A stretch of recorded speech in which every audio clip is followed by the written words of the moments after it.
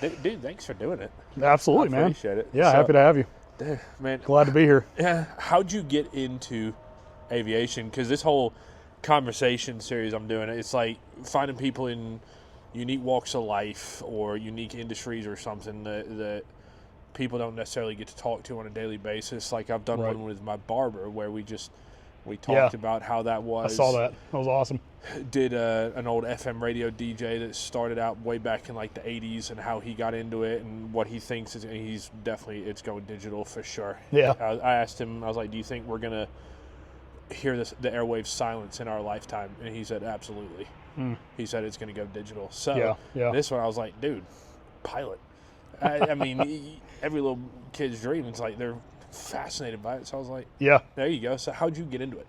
I mean, truth be told, man, just that, every little kid's dream. Yeah. I don't really know why or how or when, but ever since I was a baby, man, I've just been absolutely fascinated with aviation. My mom said that I used to look up at the sky all the time and tell her, you know, Mom, I wish I was a bird. I wish I could fly. And I remember pretty distinctly when I was 4 years old, one of my dad's really, really good buddies bought a Yak, Russian Yak 22 back in 1994, and had a party at his hangar, a big cookout, you know, hang out, had all the friends over, and that was really my first kind of core memory, I guess, with aviation, my first interaction. I remember Dad getting up and picking me up and dropping me down into the front seat of that airplane. And I can distinctly, vividly remember, you know, what the panel looked like and, you know, putting my hand on the stick and just kind of feeling the ailerons. And it just, ever since then, man, it's just been a fire inside me. I've just always been fascinated with everything and anything aviation. So I mean, tell us about this beauty that's sitting behind us. Oh, the Cub. I mean, we've had a little bit of a conversation outside of this about it, but I mean, I'm so every time we open these hangar doors, and I sit here and you know, I'm watching from the angle that they'll be watching. I'm like, man, if you can't get more ultimate man caves than this, I mean, where else can you say, dude? I just get to show up at my hangar and I open the doors and there's my own plane and I can just go out whenever. Yeah, no, I appreciate it, man. I'm just like, I told somebody, I showed him a picture that I'd taken here because this is actually, truth be told, our second attempt at doing this, our first official attempt. Right. For, you know. The other one was just a weird sort of, you know, drive on it. But I took a picture there and I showed him that and I said, if he had a TV with a gaming console in there, I don't think I would ever leave. I would never leave. Yeah, I know, it's addictive. It's kind of my man cave, my second home away from home, I guess. So I mean, tell us what we're looking at. So this is a bit of a Frankenstein, man. It was built in 1997 by a gentleman named Richard Davis in Seattle, Washington. It was an experimental kind of kit build, I guess. It is a Piper J3 Cub, but it's got some pretty interesting characteristics to it. The first one notably being that it's a clipped wing. So that means they took... To an amateur, explain that. So basically they cut two ribs out of each wing and just shorten the wings up. And so it just rolls a little faster. It's a little punchier, a little snappier than a normal Cub. But you know, traditional J3s are just kind of the quintessential, like, all-American taildragger airplane. It's what taught all the World War II pilots how to fly. I was about to say, you told me an interesting fact about them. And why they were yellow. Yeah, so literally so that they could see each other in the pattern. Just visibility, you know, practicality for the student pilots learning how to get their wings. But the J3, man, it's got a long heritage behind it. It's just loved by aviation enthusiasts far and wide. And I know you probably can't see it in the frame, but we'll show it. That little RC airplane hanging up behind you was a model that my father and I built when I was a kid. And my dad, just same thing, like, always loved Cubs. Like is it a model of this? I mean, like a similar Cub? Yeah, very similar. Yeah, all J3s are extraordinarily similar. There's a few variations, like the L4, which was like the military Cub, and then Super Cubs, and you know, there's a few other variations. But the clipped wing is kind of the aerobatic take at that particular aircraft. How much shorter is the wingspan, if that's even the right question to ask? No, than a non-clipped one. I don't know the exact numbers. Forgive me for not being up on that. I do have friends I can ask, but I believe, relatively speaking, it's about 2 feet shorter. On either side or in total? On each wing, total. Okay. So it'd be about, what, 4 feet total? Probably 4 feet, yeah. Okay. Yeah. But this one's awesome, man. It's a little monster. It's got an O200 Continental engine with high compression pistons. It's got a glass panel in it, which is really weird for a Cub. They're normally just old school steam gauges, dials. Yeah.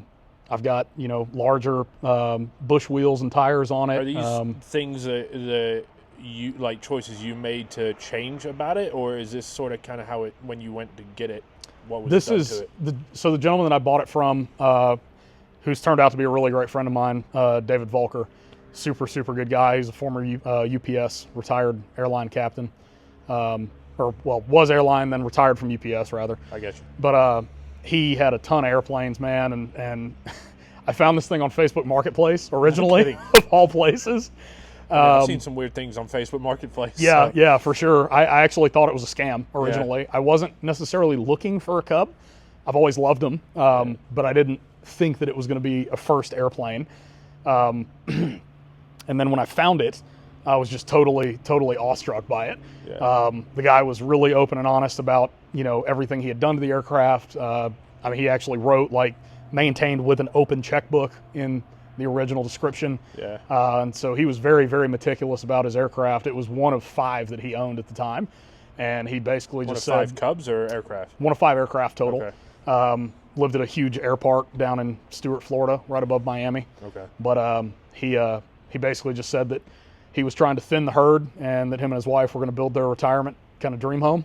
Yeah. And he needed to offload some airplanes. So he wound up selling this for exactly what he paid for it back in 2001. Yeah. Which was crazy. I got an absolute stupid deal. What, maybe the second or third owner of this plane? I'd be the third owner. You'd be the third owner? Mm-hmm. Okay. Yeah. So the original guy built it, and then David bought it. David taught his son how to fly. They flew it for, I guess, 20 years. Yeah. And then now I'm the new owner. You got it when? We bought it 2 years ago. Okay. Yeah, so just a little over 2 years, yeah. Had you just, finished flight school, or were you finishing it and you're, starting to think about what my first plane is going to be? Man, that's kind of crazy. So I was actually still a student pilot at the time. I caught some heat, and rightfully so. This is not necessarily a beginner, first-time, buyer kind of aircraft. Yeah. It's sporty, it's spicy, it's hot.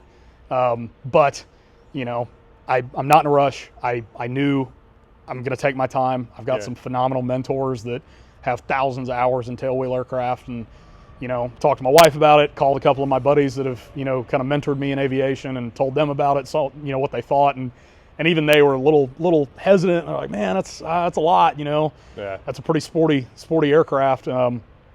But I went ahead and booked a flight and flew down to Stuart, Florida, and spent the weekend with them, and then flew it back up.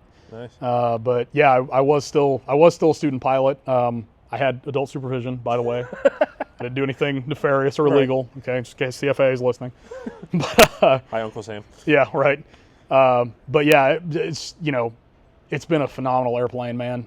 And the thing about Taildraggers specifically, you'll hear that if you can fly a Taildragger, you can fly anything. Yeah. And the best analogy, one of my really good buddies, Kenneth, who is a CFI, he spent some time with me in this aircraft, really kind of teaching me the finer points. Kenneth gave me the best analogy I've ever heard for a Taildragger, because a lot of people that aren't pilots don't necessarily understand what the difference is there. But the best way that I've heard to describe a Taildragger aircraft compared to just a regular Cessna 172 or 182 is kind of like pushing a shopping cart. Okay. If you've ever pushed a shopping cart across a parking lot and you hop on the back of it and let it go, right? That's kind of what landing a Cessna feels like. Okay. But now if you spin the shopping cart around backwards, yeah, and you try to push it, and it's, what it does. Oh, yeah. It fishtails. But because where I work, and a lot of people know what my 9 to 5 is. Right. I work at Costco. Mm-hmm. And you have to, I appreciate that analogy more than most, is because I watch our cart guys. Yeah. Our cart guys actually push the shopping carts backwards. Yeah, right. Because of the maneuverability in it. Right, exactly. So when you said that in relation to this, I'm like, yeah. Now I get it. I yeah, 100%. It makes perfect sense. Perfect sense to me. Yep. Because I watch these guys do it every day. Yep, right. Maybe not quite as extreme, but it is a solid analogy. And once you get in this thing and you fly it, and it's really the landing that you've got to, landing and takeoff, you've got to be, really careful with. You've got to use a lot of finesse. Yeah. Because it's just maintaining that tail. That thing's like it wants to move. It's like a weather vane. It just constantly wants to move whatever direction the wind is pushing it. And so you're constantly on top of your toes like a ballerina tap dancing. Yeah. And you've got to stay ahead of the aircraft. You've got to anticipate what it's going to do before it does it. Because if you get behind it, you get sloppy, you get lazy. That's when you have a problem. That's when you have a problem. Yeah. You're either going to ground loop it, or you're going to wind up off in the trees, or not going to have a good day. Same analogy, like staying ahead of things. I use that same analogy in working dogs. Yeah. Because again, viewers know about my working dog background, and more specifically, I favor Malinois. I'm biased. Yeah. As you should be. You were very fortunate to meet my boy when he was still around. I know. But I tell people that you have to be 10 feet ahead of them at all times. Yeah, because absolutely. Especially in relation to what they are potentially trained to do. Not all of them are trained to do the same things, but what they're potentially trained to do, you have to be 10 feet ahead of them, because it could get you in a whole world of trouble. Yep. Different kind of trouble to this, but potentially, trouble nonetheless. So when a lot of these things I'm, relating to different aspects, and I thought, I'm like, working dogs. I was like, that's exactly it, because you give them a slight inch and and they're gone. They're gone. And you're like, well, yep. They taught me when I went through the canine school in 2010 now, wow, 14 odd years ago. The very first thing is like, your favorite catchphrase will be, well, they've never done that before. Because you'll just be like, well, surprise. Right. And he passed it. My Malinois passed at 14 and a half roughly. And even up to his last, days, he would do things. I'm like, well, you never done that before, surprise. Right. I'm like, I gave you an inch. I tried to get away with it at 14 and a half, and you're like, nope, that ain't it. Yep. Man, but so it's interesting to listen to all these, and I'm like, I can relate, and describe that, but this is just fascinating to sit and look at. I appreciate it, man. Yeah, it's awesome. And you were talking about the rudder, and I'm gonna be the one that uses the incorrect terminology, and he's gonna correct me. Oh, you're fine. No worries. You were saying balancing the tail when you're coming down. When we talked before, off camera, you're saying that's your primary steering with this one. Yeah, it's your tail in particular. Yep. Why does that make a difference in, say, potentially this aircraft versus, because being the novice that I am, I'm used to planes turning and dipping and doing that kind of stuff. Why is that different when you look to something like this? It's just the geometry of the aircraft, right? So most training airplanes, everything you see typically at flight schools is Cessna 172s, 150s, 182s, stuff like that. That's what you would call, a nose grinder. Okay. Layman's terms. It's just a tricycle gear, right? All the landing gear is up front. Okay. And it's a great design. I mean, it's a flawless design. The Cessna is like just the Honda Civic of the aviation world. It's safe, it's dependable, it's trustworthy, it's easy, it's not going to get away from you, it's not going to hurt you. I mean, you've got to really honestly try to crash a Cessna. Yeah. They're just phenomenal airplanes. Inversely, these Taildraggers, also phenomenal airplanes, but just the geometry is totally different. The setup's totally different. It's kind of like riding a Harley versus a sport bike. Yeah. It's a motorcycle's a motorcycle, and you're technically doing the same things. You're riding them the same, similar, but just geometry. Yeah. Body position's different. Your rake is different. Obviously, shorter wheelbase on sport bikes usually. Mm-hmm. Tighter turning. It's a lot snappier. It's a lot quicker. On the responsivity. It's just kind of a similar thing here, right? And so, the gentleman that I bought this airplane from, he harped and harped and harped and harped, and he's a 35,000 hour pilot. Yeah. Which is insane to really think about. Just decades of flying experience, several thousand hours in Taildraggers, but he really harped on me. He said, Brandon, he said, you've got to respect the airplane. Yeah. He said, if you respect the airplane and you're diligent with it, you take care of it, and you treat it well, it'll treat you well. Yeah. But he said the first time you get careless, first time you get sloppy, first time you get complacent or apathetic about it, and you just think, whatever, you throw caution to the wind, he's like, you're going to get bit. Yeah. And so this is not a machine that, even though it looks kind of unassuming and it's as my wife would call it, it's cute, right? Right. It demands respect. And when you go fly with me, you'll see that pretty quickly. I'll let you take the controls, and you'll understand, like, the movements are so minuscule. Yeah. I mean, just and you get a response infinitesimally like small. Yeah. Very, very small. And you get a lot of response. Yeah. You know, and so you've just got to, like I said, you've just got to kind of stay on top of that. Yeah. But in the long run, like anything else, if you're proficient and you really take the time and invest the time to learn how to handle it appropriately, and pays off in the long run. You work with some really skilled CFIs and some mentors, and you just take your time. There's no reason to rush. You know, that's the number one thing that kills pilots in aviation is what we call hurry-up-itis. You know, got to go, got to get there, got to get to the next thing, get the next, license or next place or whatever. And there's no need for that. You don't have to do that. So if you can control that and keep it squelched, right? Yeah. Then you'll be fine. You'll be safe. You know, you've got to be smart. That struggle is definitely what we both have.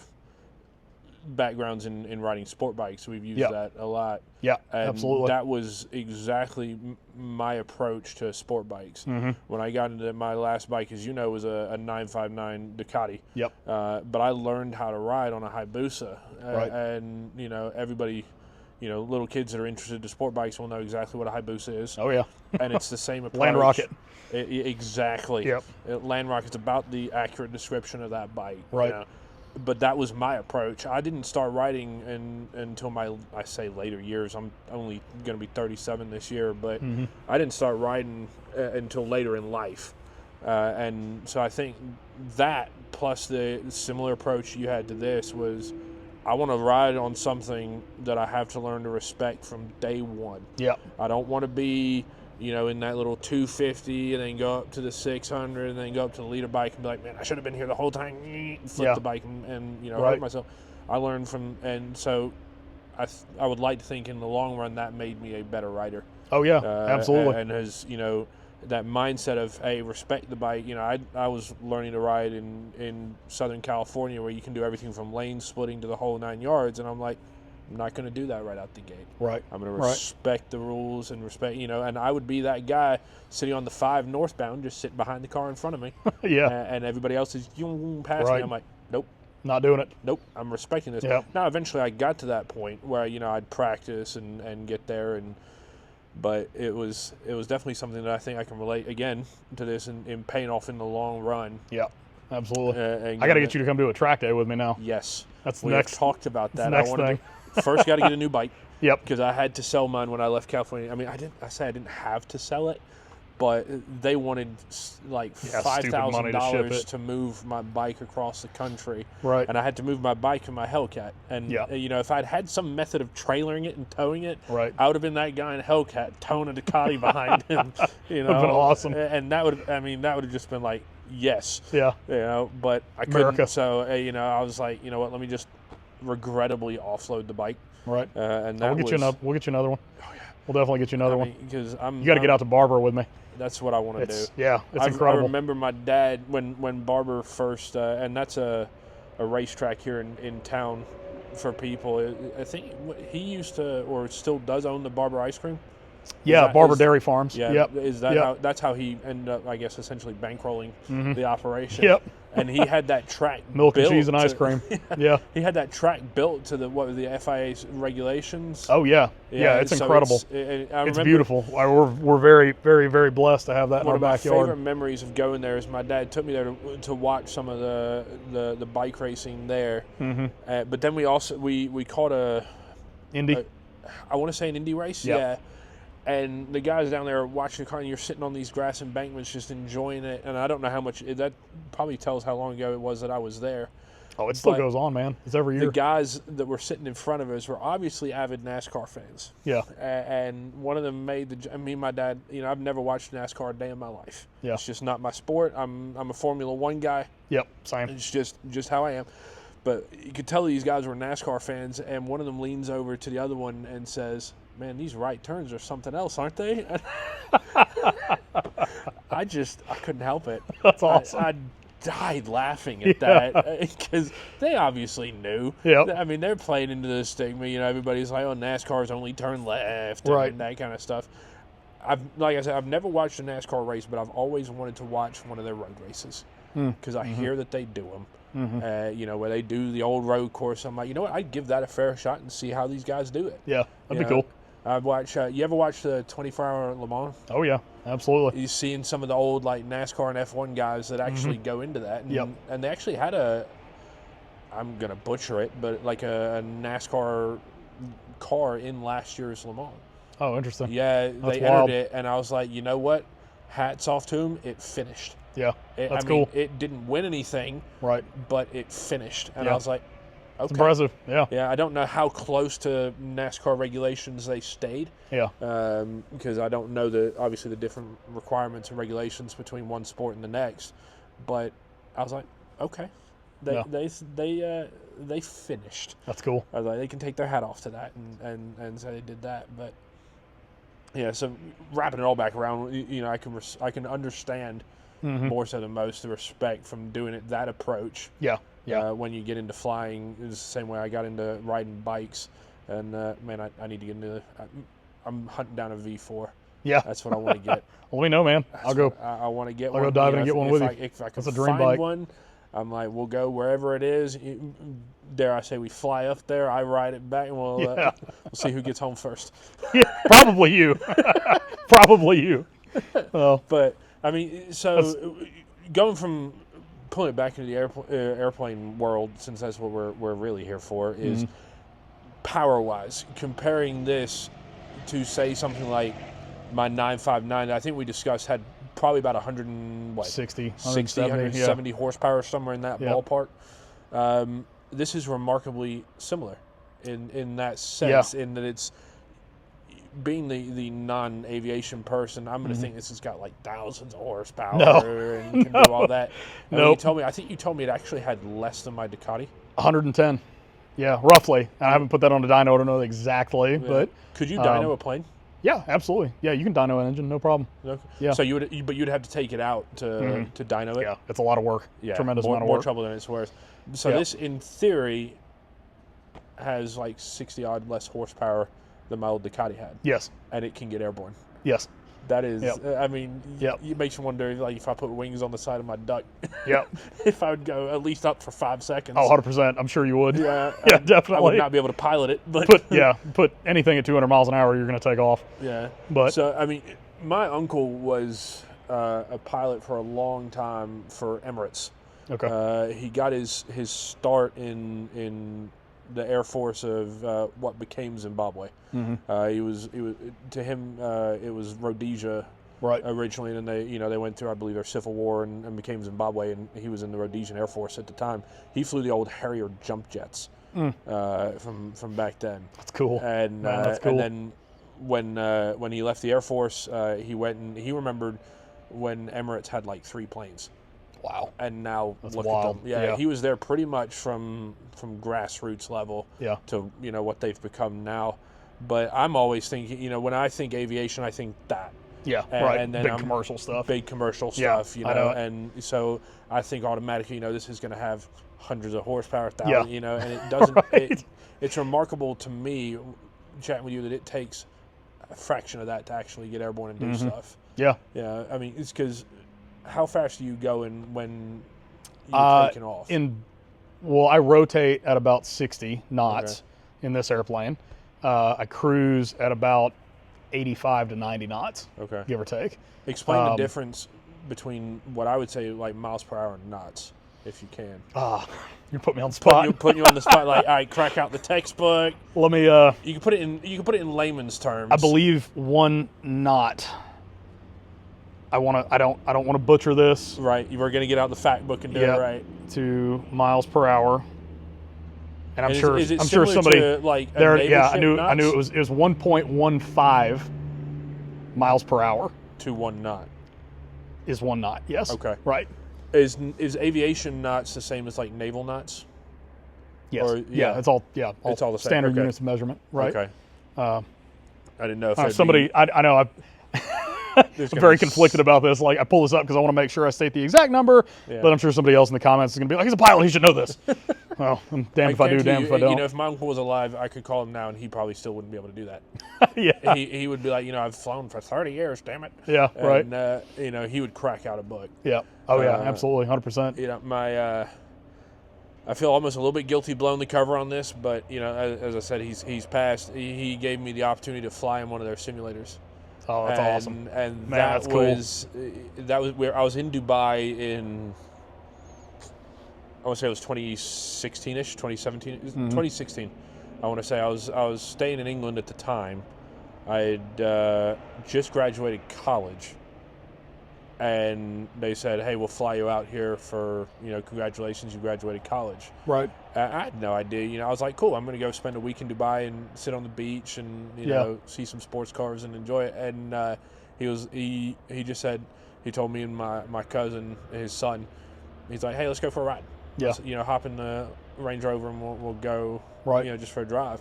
And I was like, cool, we're going to go down the Sheikh Zayed Highway and, just enjoy Dubai, and he'll show some landmarks and, that kind of stuff.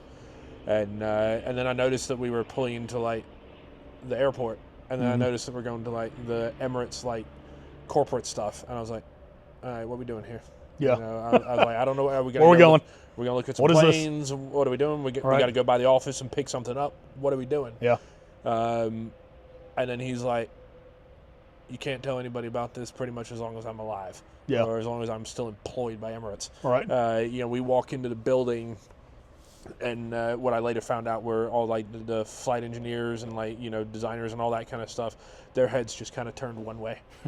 And we turned another way. We walked another way, and we got to play in what if I remember right, I think was a 380 simulator.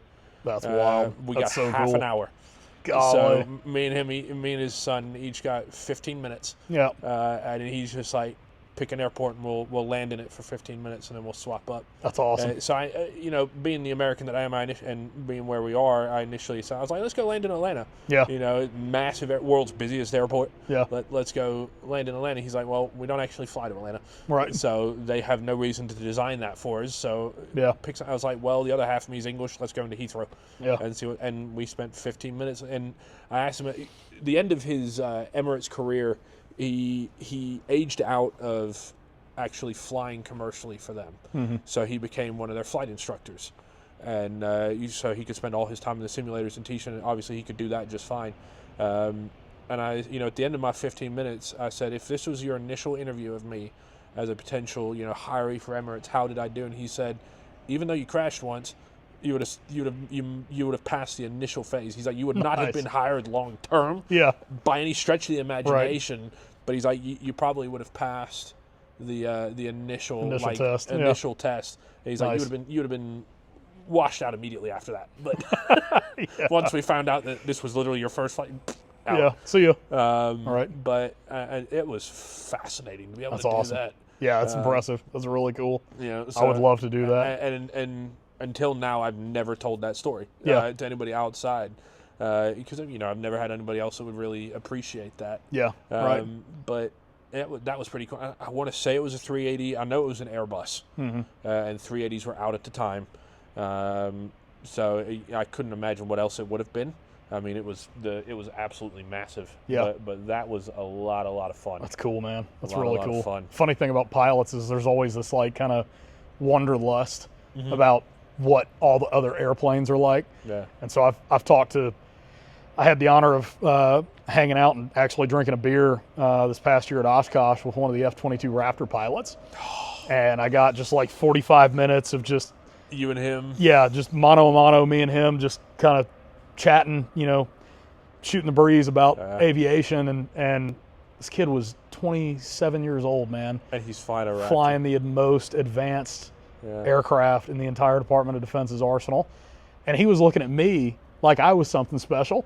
Yeah. And he's just like wanting to know everything and anything about the Cub and, you know, man, what's the V speeds and how do you fly it and, you know, what's Taildragger like? And he was just like mind blown. He told me, he was like, man, he's like, I got all the respect in the world for you, man. I could never fly a Taildragger. That's advanced. I was just screaming, laughing, standing there talking to him. I was like, look at what you're flying. I know. I was like, dude, what are you talking about? Like, I would give anything to fly what you get to do on a daily basis. And so there's just all this like funny kind of camaraderie between pilots because everybody wants to know what's that like and what's that like. And it's just like, ooh, piece of candy, you know? And so it's just this never-ending wanderlust, I guess. If you were going to pick a plane that is just like, you know, you tell somebody, hey, what's your dream car to drive? What's your whatever? You know, mine dream car to drive for me is easily a McLaren F1, the old street cars from like the 90s. You're going to pick a plane. What's yours? F4U Corsair. Okay. Why? It's just a legend. Okay. Written in history, man. It was the World War II kind of just fire-breathing dragon of its era, and in a lot of ways it still is. It still very much is. So you would pick that over the opportunity to fly a Raptor?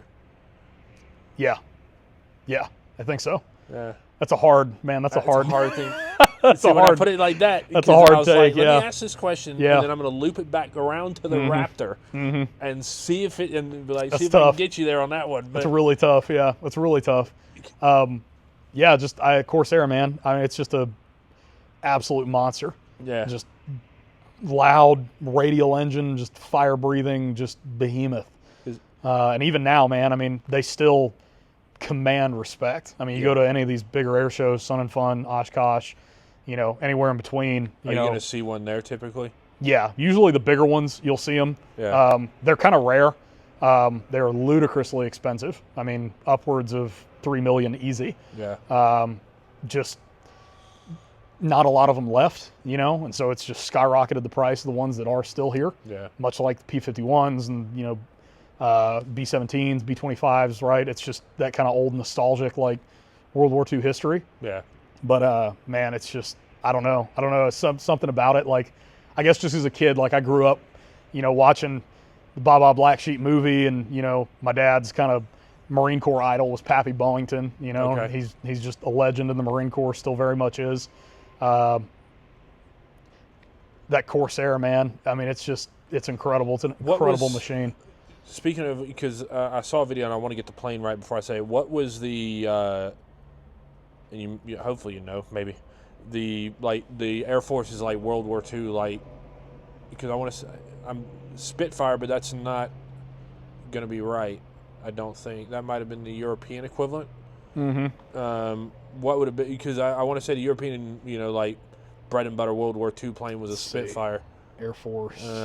Because this will wrap it. It'll make sense in a second. I just don't want to get the plane wrong. Yeah, I can even tell the story without getting the. Without was it a dogfighter? What was it? Yeah, it would have been a dogfighter. It was. Okay. But while we're looking that up, there's tons of them.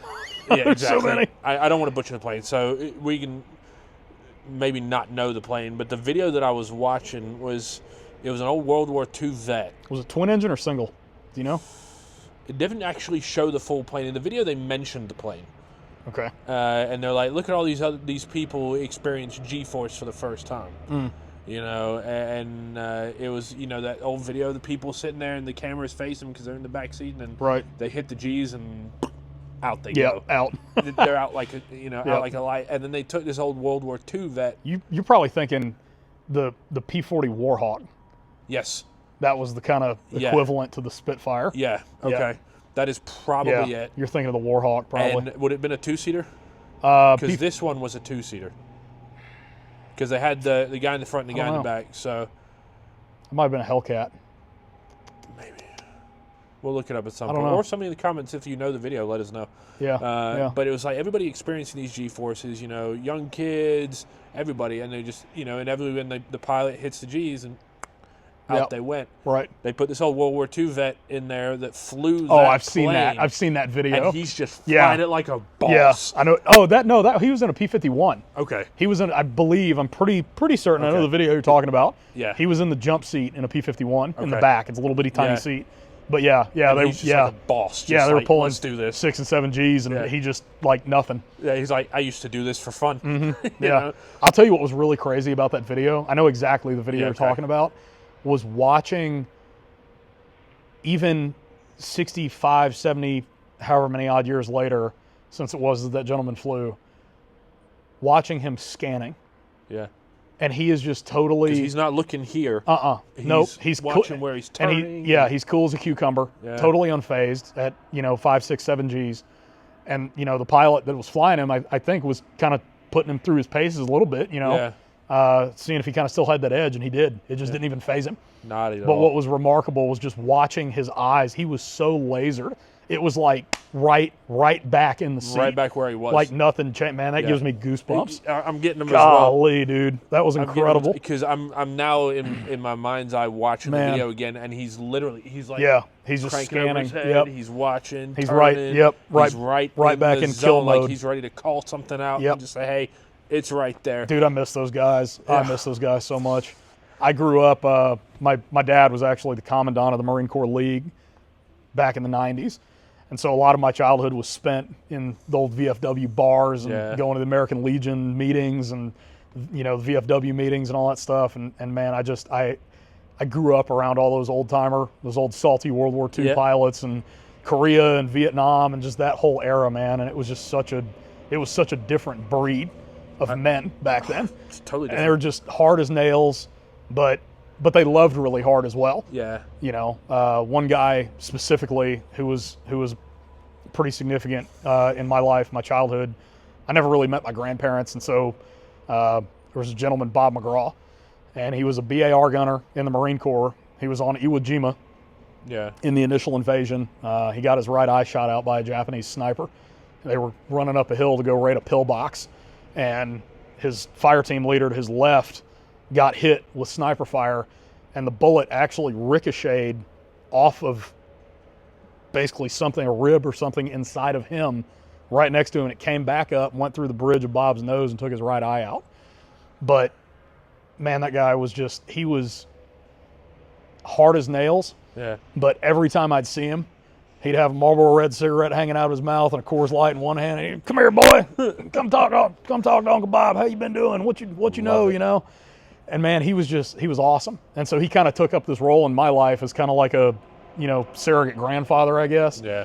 But man, I loved him to death. Absolutely loved him to death. I feel very fortunate that working where I do, I know that we have at least 2 World War II vets that still come through our warehouse. That's crazy. At least 2. That's crazy. And because, everybody. They got to be pushing 100. One of them's 99, I know for sure. Yeah. The other one, I don't know his age, but the one that I don't know his age still drives himself there. God. Still walks around pushing his shopping cart. That's wild.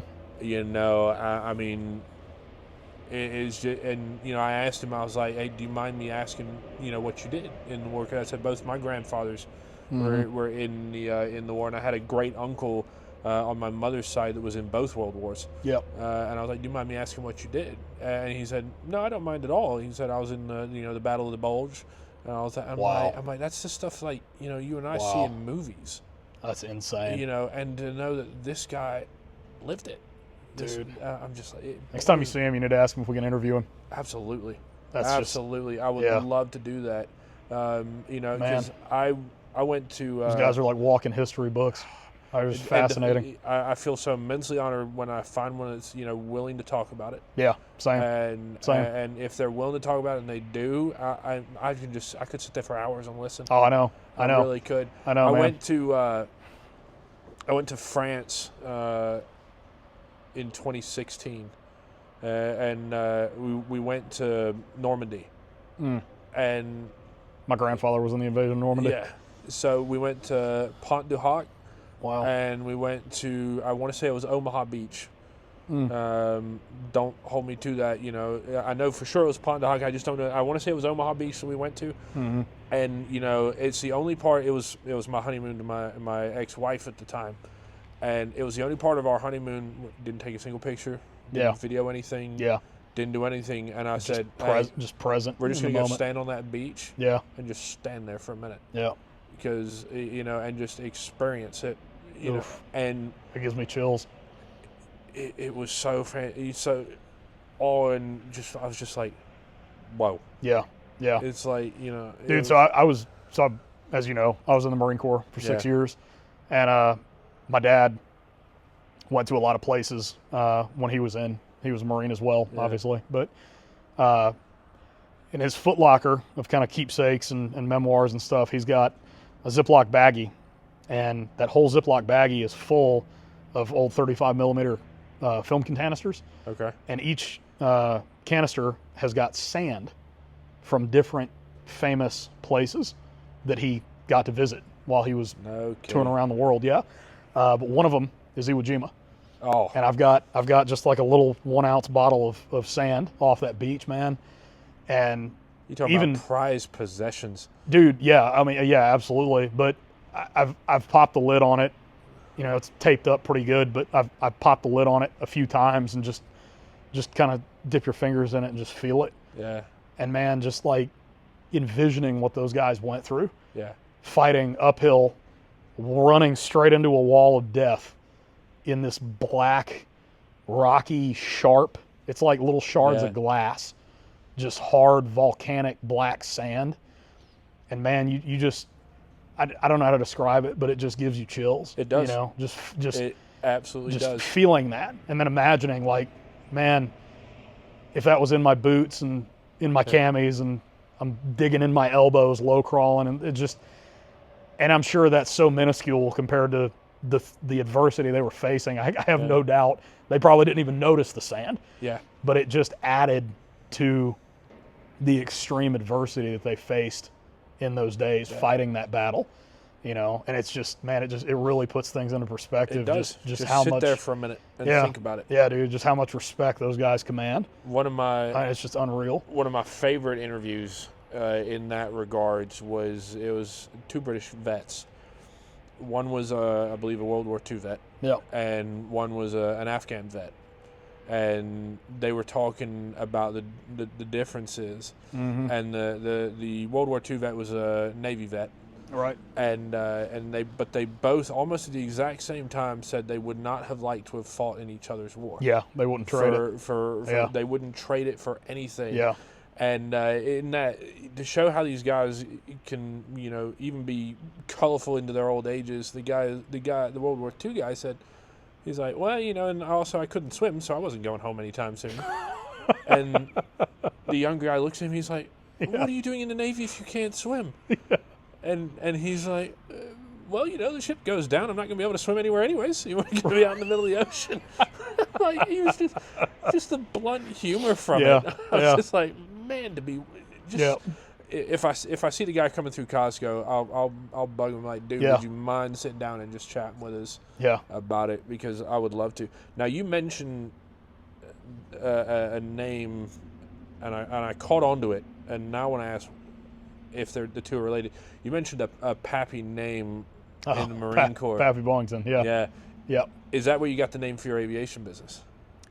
Partly, Okay. Yeah, a little bit. Because I heard it, and I was like, all right, is this, or does it have, or did I just make a connection that's not necessarily there, but.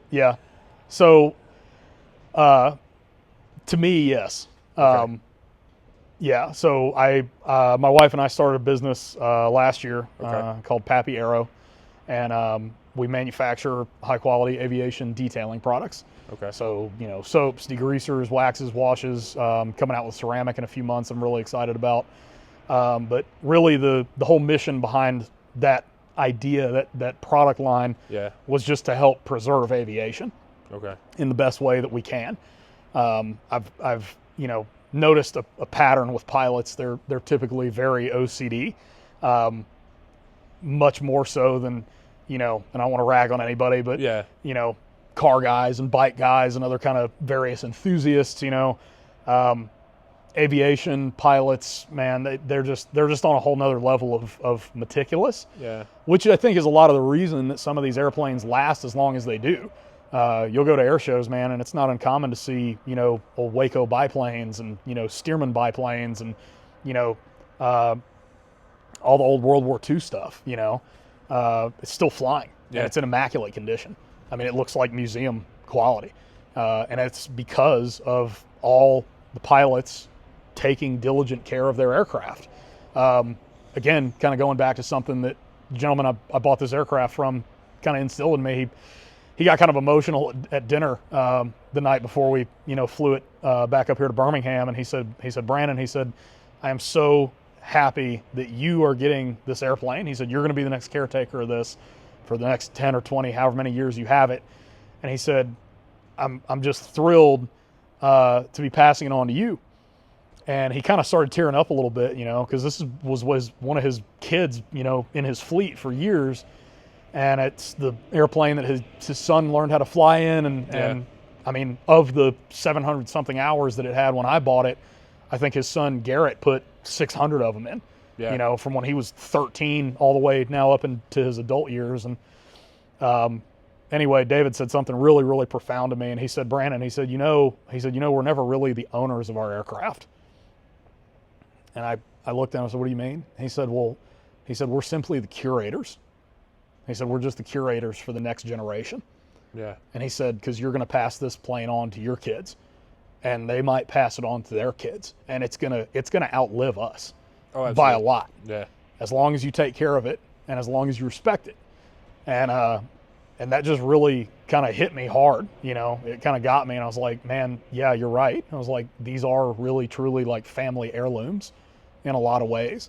And so that for me was a lot of the draw, kind of the inspiration for Pappy. I've got a little bit of a kind of professional detailing background in the automotive world. Yeah. And so when I got into aviation, I started, looking for really high quality products to take care of my airplane. And much to my dismay, I didn't really see any that I felt were kind of up to snuff, as far as the quality of the materials and, the formulations and the mixes and things, pH balances, stuff like that. Like that's all things that you want to pay attention to when you're, wiping it across a, $100,000+ aircraft. And it kind of frustrated me to the point that I decided to just make my own. And so through a lot of trial and error and through working with a phenomenal chemist, actually here in Birmingham, who's also an accomplished pilot, we came up with our own proprietary formulas. And so everything's, very safe. It's all pH balanced. It's gentle, but it's very effective. Yeah. So far, we've gotten just absolutely phenomenal rave reviews about it. People love the product. Yeah. But, the product aside, I've got a much bigger mission statement with that business. What I really, really, really want to do is give back to general aviation. This is a whole long conversation that is maybe suited for another entire podcast episode. Yeah. But there's a lot of pilots, man, out here at these smaller municipal fields that really feel like general aviation is dying. And there's a multiplicity of reasons for that. I tend to believe, just being one of the youngest guys on this field, that it really just comes down to money. Yeah. It's just expensive, truth be told. Yeah. I'm very blessed. I'm very fortunate. I'm very honored. I worked my ass off to be able to afford this. But there's not a lot of people that are in the 30-something, even 40-something-year-old age brackets that can just go buy an airplane. Yeah. It's just not attainable. And I think a lot of that is because of cost. And so my real mission with Pappy is to give kids out working on the flight lines, out here running around on the airport, a kind of financial vertical to help them offset the cost of getting their pilot's license. And that's the whole mission. Yeah. And so, we give away with Pappy, with the YouTube channel, we give away discovery flights. And that's kind of the intro to get, people's feet wet, right? Yeah. Kind of get them into it. We're partnering with a couple of different aviation groups here locally. I really, as the business grows, as obviously we make more money, I want to be able to open up that spectrum a lot broader. whether it's, you know, funding scholarships for kids or, you know, helping them get their commercial license so they can go make a living out of it, whatever it is. And we're going to find ways. Yeah. But that's really the ultimate mission behind the company for me, is to help kids get into aviation, you know, and help financially support them so that they can get into it. Because truth be told, what really makes airplanes fly is money. Yeah. It is money. Yeah. You know, fuel and maintenance and wind and all the things that make aircraft fly, and that's one thing, but really what it truly boils down to is money. Is the cost of it's money. Yeah. That's what makes airplanes fly. Dude. Yep. So, man, well, it has been an absolute blast having a chat with you. Absolutely, man. Thank you so much for having me on. We'll have links to all of Pappy's stuff in the description. Thank you, brother. And we'll do this again sometime, man. Yeah. I really, really appreciate it. Absolutely. So I can't wait to take you flying, man. I look forward to it. It's going to be rad. Look forward to it. Thank you. Yes, sir.